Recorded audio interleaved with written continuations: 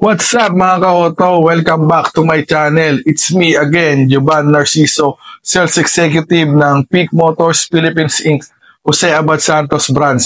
Ngayong araw, i-release ko ang bagong color ng 2025 Expander GLS Automatic. Tara, samahan niyo ako. Pero bago ka pa lang sa akin channel, please like, share, at subscribe.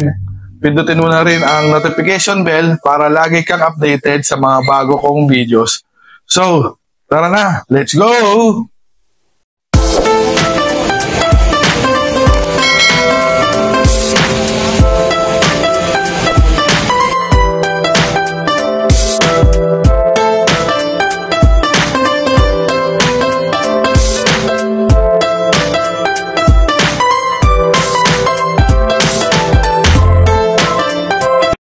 Bago ang lahat, binabati ko ang aking mga kliyente na may-ari ng Expander unit. Ito kasi ang the country's #1 selling MPV simula noong January to December 2023. Kaya yung ibang nagdadalawang isip, meron kaming bagong color na green bronze metallic. Yung kulay niya sa unang tingin ay gray. So, sa reflection ng light, doon pa lang lumalabas ang kanyang color green.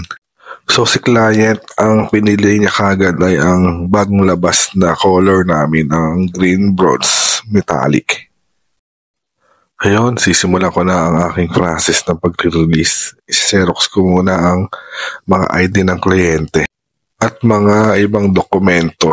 So sa mga nagtatanong kung ano-ano ba ang need na ID, dapat isang primary ID at isang secondary ID. Then, i-double check nyo kung parehas ba yung sign. Kasi pagdating sa sign, medyo maikpit ang ating mga financing officer and ang mga bangko. So, pag ganun, ang ginagawa ko, pinapadala ko lahat ng ID ng kliyente para sureball na pagdating sa release. So, ano pa gagawin? Fast forward naman natin.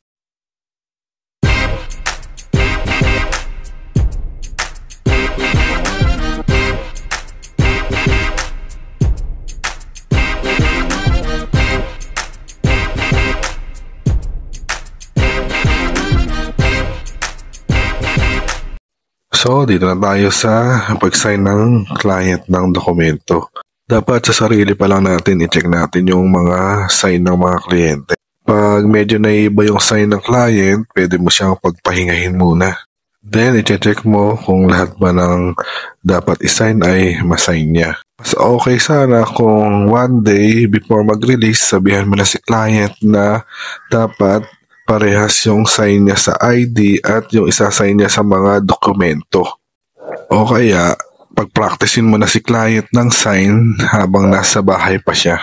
Para pagdating sa araw ng release ay smooth na smooth ang ating transaction. So pag natapos na yung sign nila, ay papacheck ko naman niya sa pinasing pero hindi ko na siya ipapakita kasi medyo mahaba at nakapila kasi yung mga dokumento doon. Kaya, eto na. One eternity later. Yun, sa wakas mga ka-auto, tapos na ang ating release, tapos na ang ating sign sa kliyente. Kaya ito, lalabas na siya. Ito na ang ating unit. Okay, bago ang lahat, ikutan muna natin ang unit. Check natin kung malinis ba siya. O kaya may mga scratch. Pero habang kinakarwas naman nila yan, ay chinecheck naman nila kung may mga scratch or dents. Ayan yung mga freebies naka-install na. Thank you and congratulations Mantua family. Enjoy your new ride and ingat po kayo. Kung nagustuhan nyo ang aking video, please like and share. Then mag-subscribe ka na rin at hit mo na rin ang notification bell para lagi kang updated sa mga bago nating video. Kung meron kayong katanungan, ito ang aking FB Messenger at Viber. Salamat!